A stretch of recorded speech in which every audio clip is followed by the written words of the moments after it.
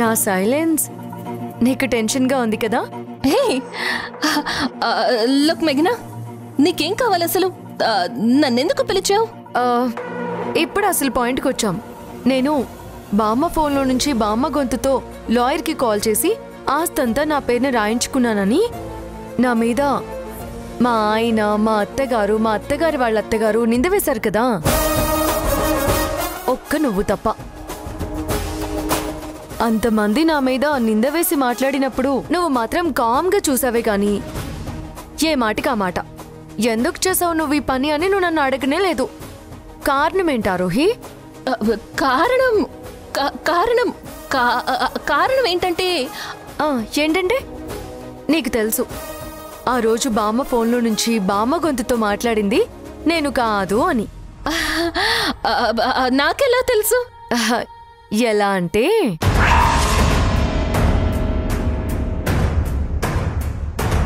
నేనే కాంతం గొంతుతో మిమిక్రీ చేశానని దీనికి తెలిసిపోయిందా?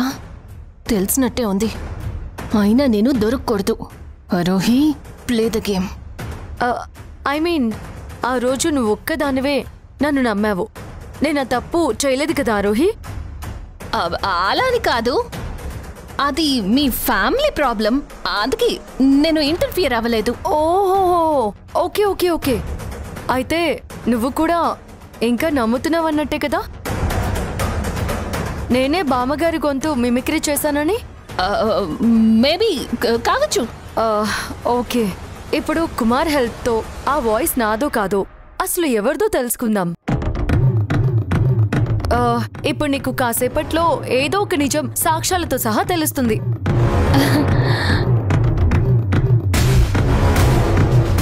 ఆ నిజాన్ని నువ్వు నా భర్తకి చెప్పి పుణ్యం కట్టుకుంటావా ప్లీజ్?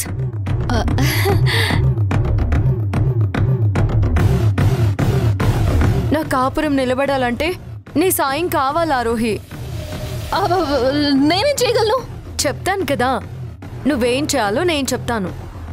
కుమార్, ఇప్పుడు ఈ మిమిక్రీ చేసిన గొంతు నువ్వు విన్నావు కదా, అది నా గొంతే అంటారా? అంటే నేనే ఆ మిమిక్రీ చేశానని మీరు చెప్పగలరా? ఖచ్చితంగా ఈ గొంతు మీది కాదు మేడం.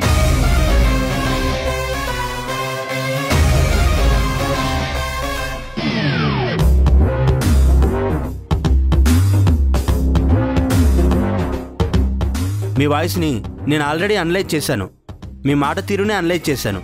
కొన్ని వొవెల్స్ మీ వోకల్ కార్డ్లో డిఫరెంట్గా పలుకుతున్నాయి.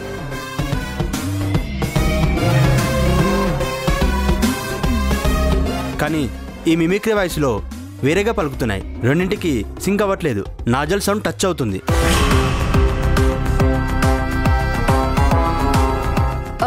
కుమార్ గారు, ఆగండి ఆగండి ఆగండి. మీరంత టెక్నికల్గా మాట్లాడితే మాకు అర్థం కాదు. మాకు అర్థమయ్యేలా అచ్చు తెలుగులో చెప్పరా? మేడం, మీరు మంచిగా తెలుగు మాట్లాడతారు.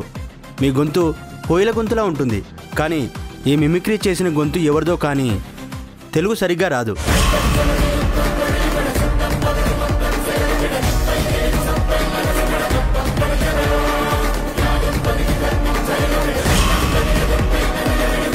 వాళ్ళది దగ్గు వచ్చి గొంతు పోతే ఎలా ఉంటుందో ఆ సౌండ్ కూడా అలానే ఉంది.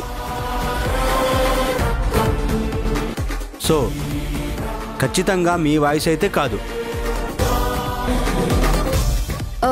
మరి ఎవరి వాయిస్ చెప్పగలరా?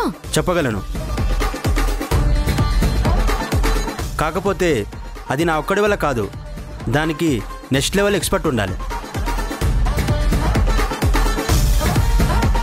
నా సీనియర్ ఉన్నారు.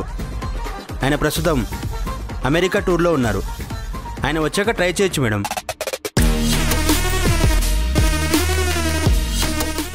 గ్రేట్ గ్రేట్, చాలా మంచి న్యూస్ చెప్పారు కదా ఆరోహి? అవునవునవునవును. నా మీద పడ్డ నింద పోతుంది. అయితే ఈలోపు ఆరోహి, నాకు నువ్వు చేయగలిగిన సాయం ఏంటో చెప్పనా? ఏంటి? మా అత్తగారి దగ్గరికి వెళ్ళి, మరీ ముఖ్యంగా కాంతం మామగారి దగ్గరికి వెళ్ళి ఇదంతా పూసగుచ్చినట్టుగా చెప్పాలి. నీకు కాంతం బామ్మ చాలా క్లోజ్ కదా. ఆమె దగ్గరికి, ఆమె గదిలోకి అడగకుండా చెప్పకుండా ఏ టైంలో అయినా వెళ్ళిపోయేంత చనువు ఉంది కదా.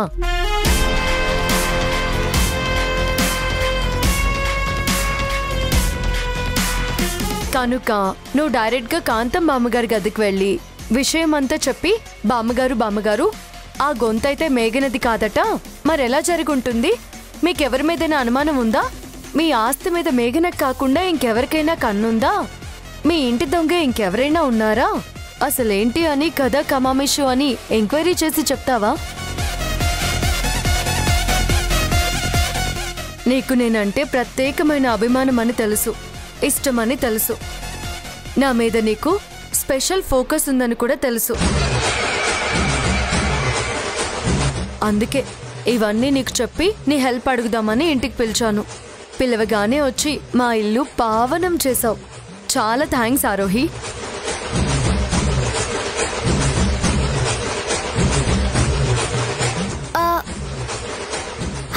మంచినీళ్ళు తాగండి ఆంటీ. Thank you.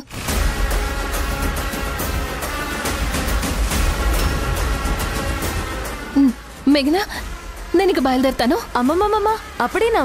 ఇంకా ఉంది. ఇంకా ఉందా? పెళ్లి కాని పిల్లవి, ఇంటి దాకా వచ్చావు. ఒట్టి చేతులతో పంపిస్తామా? బొట్టు పెట్టి తాంబూలం ఇచ్చి పంపిస్తాము. నవ్య, ఇప్పుడే 2 minutesలో తెస్తాను. ఏంటి మేఘనా?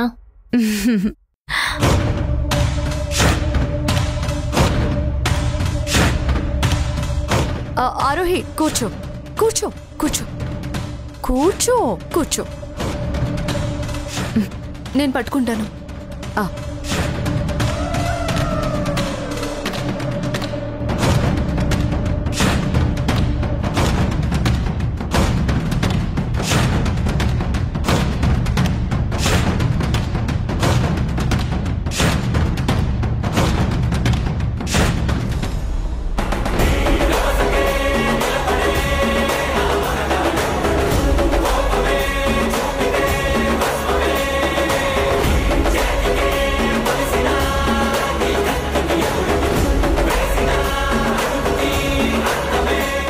మా పిల్లలకి ప్రేమగా ఇచ్చిన నోటిది.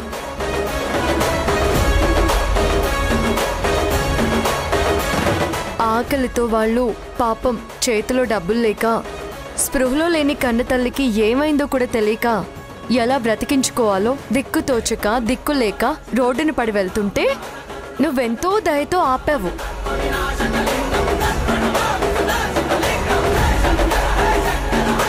ఇంకా ఎంతో జాలితో నా పిల్లలకి నువ్విచ్చిన దానం ఈ 500 రూపాయల నోటు. దీన్ని నీకోసమే దాచాము. మేము ఎవరి రుణము ఉంచుకోమారోహి, ఎవరిది వాళ్ళకి తిరిగి ఇచ్చేస్తూ ఉంటాము. తీసుకో.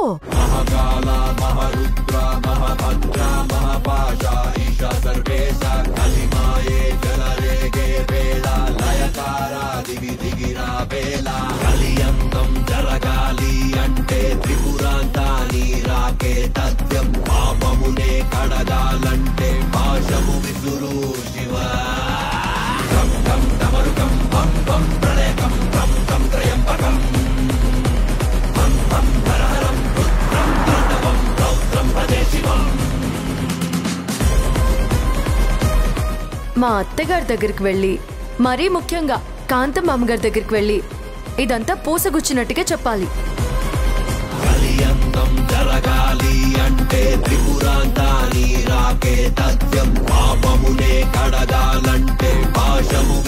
మా పిల్లలకి ప్రేమగా ఇచ్చిన నోటిది.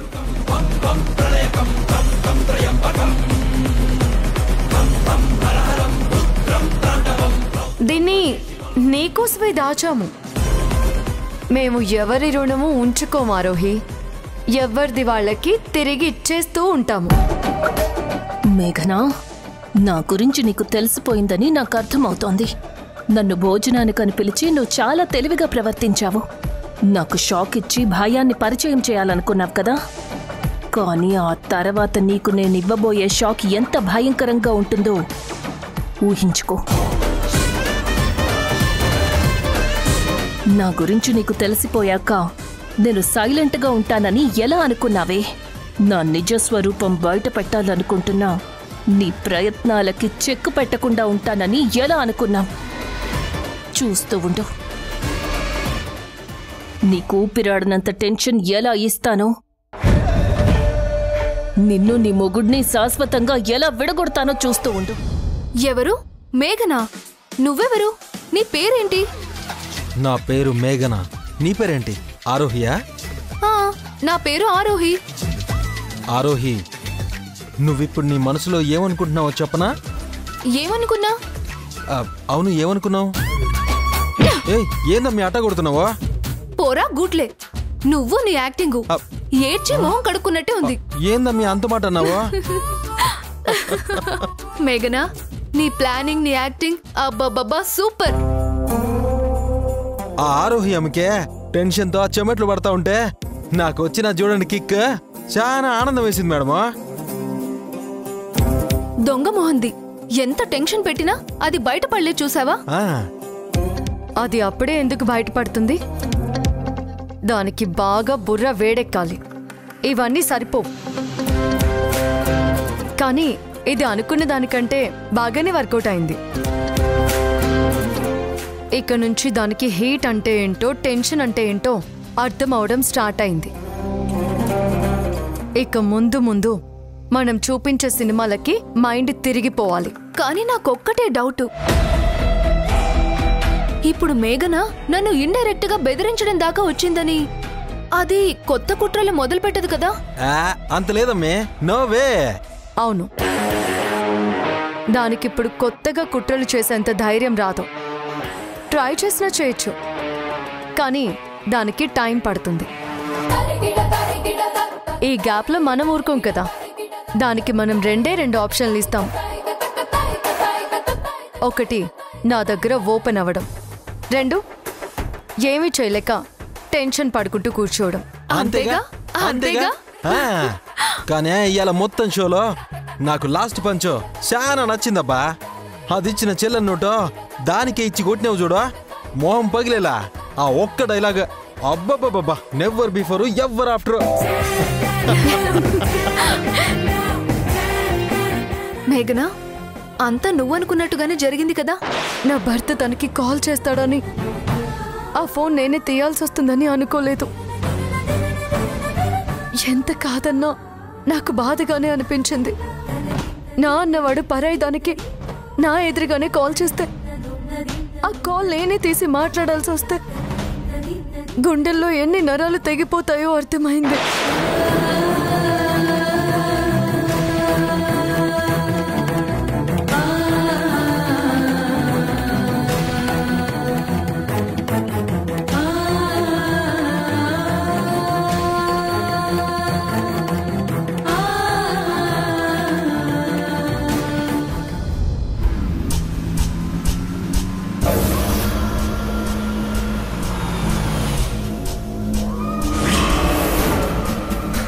నిన్ను బామ్మ వాయిస్ విని మిమిక్రీ చేయించి లాయర్కి పంపించానని నాకు షాక్ ఇవ్వడం కోసమే అది నన్ను భోజనం వంకతో పిలిపించిందన్నమాట.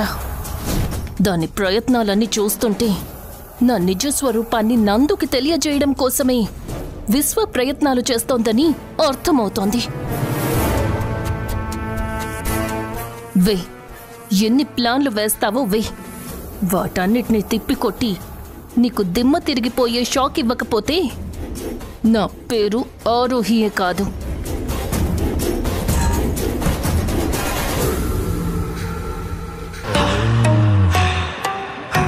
ఆరోహి,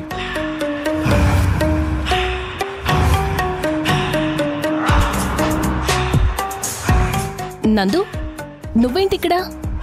ఎప్పుడొచ్చావు? మేఘన ఎందుకు రమ్మని చెప్పింది నిన్ను?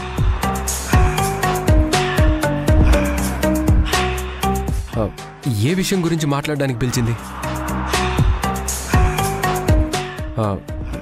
ఏం చెప్పింది ఆరోహి? ఏమని మాట్లాడింది?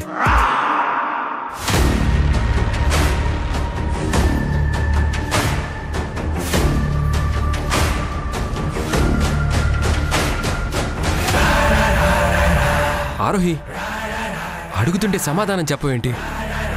మేఘన నీతో ఏం మాట్లాడింది? నా గురించి ఏమైనా చెప్పిందా? మేఘన ఏదో కొత్త లైఫ్ స్టార్ట్ చేయబోతుందని చెప్పావు కదా, ఏంటి ఆ కొత్త లైఫ్ ఏంటి?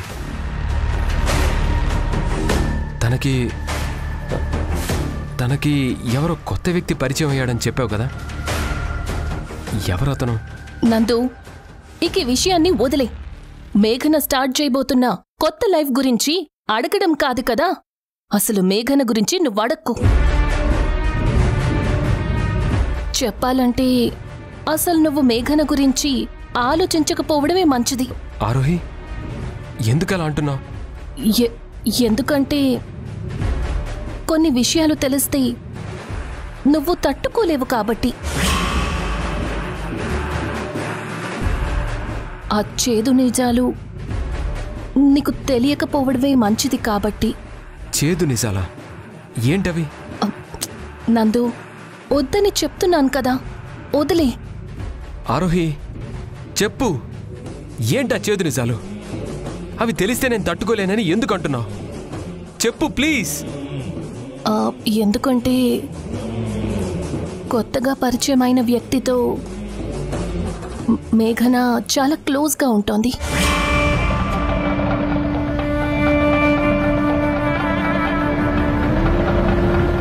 ఏంటి నువ్వు చెప్పేది? అవును, నిన్నగాక మొన్న పరిచయమైన ముక్కు మొహం తెలియని వ్యక్తితో ఎవరూ అంత చనువుగా ఉండరు నందు.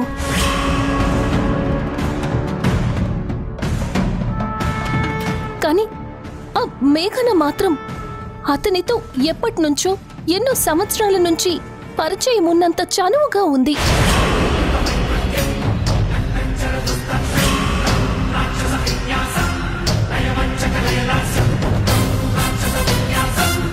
ఆ చనువు ఎంత అంటే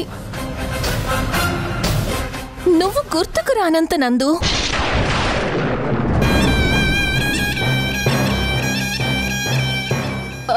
కాదు, నిన్ను పూర్తిగా మర్చిపోయేంత.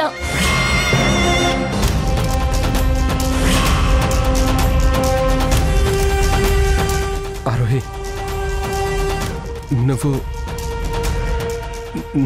చెప్పేది నిజమా? మేఘన మరో వ్యక్తితో క్లోజ్గా ఉందని చెప్తే నమ్మడానికి నీ మనసుకి కాస్త కష్టంగానే ఉంటుంది నందు. ఎందుకంటే నువ్వు తనని అంత ప్రాణంగా ప్రేమించావు. నీకో విషయం తెలుసా నందు? కేవలం నువ్వు మాత్రమే ప్రేమించావు, కానీ ఆ మేఘన నిన్ను ప్రేమించలేదు. మేఘనాని నువ్వు ప్రేమించినంతగా ఆ మేఘన కూడా నిన్ను నిజంగా అంత ప్రేమించి ఉంటే నీలాగే తను కూడా బాధపడుతూ ఉండాలి కదా.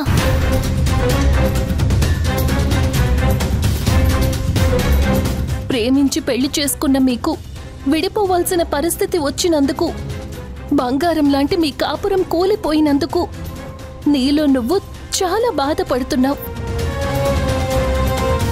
కానీ మేఘనలో మాత్రం ఆ బాధ రవ్వంత కూడా లేదు నందు.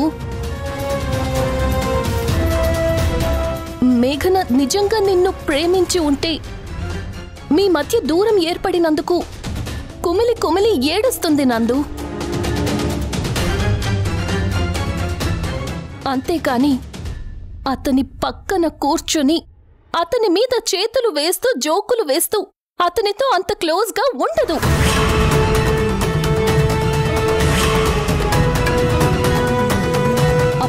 మీ మధ్య గొడవలు జరిగి మీరు విడిపోయి వారం రోజులు కూడా కాలేదు, కానీ ఇంతలోనే మేఘన మరో వ్యక్తితో అంత చనువుగా ఉందంటే మేఘన ఏంటి, మేఘన క్యారెక్టర్ ఏంటి అని ఒక్కసారి ఆలోచించు నందు. మేఘన స్థానంలో ఇంకెవరైనా ఉండుంటే మీ మధ్య అపార్థాలు తొలగిపోయి తిరిగి దగ్గరయ్యే రోజు ఎప్పుడు వస్తుందా అని ఎదురు చూస్తుంది. కానీ మేఘన మాత్రం మరో వ్యక్తికి దగ్గరవుతోంది. అలాంటి మేఘన గురించి నువ్వు ప్రతి క్షణం తపన పడుతున్నావు, బాధపడుతున్నావు. నిన్ను చూస్తుంటే జాలేస్తోంది, అంతకంటే ఎక్కువగా బాధేస్తోంది నందు. నందు, నీకు బాధ కలిగించినా సరే నువ్వు నమ్మి తీరాల్సిన నిజం చెప్తాను విను. ప్రస్తుతం నీతో మేఘనకి అస్సలు అవసరం లేదు. ఎందుకంటే తనక్కడ అంత సంతోషంగా ఉంది. తనకి బాగా కావలసిన వాళ్ళు, నీ స్థానాన్ని మరిపించే వాళ్ళు దొరికినప్పుడు నీతో తనకి ఏం అవసరం చెప్పు?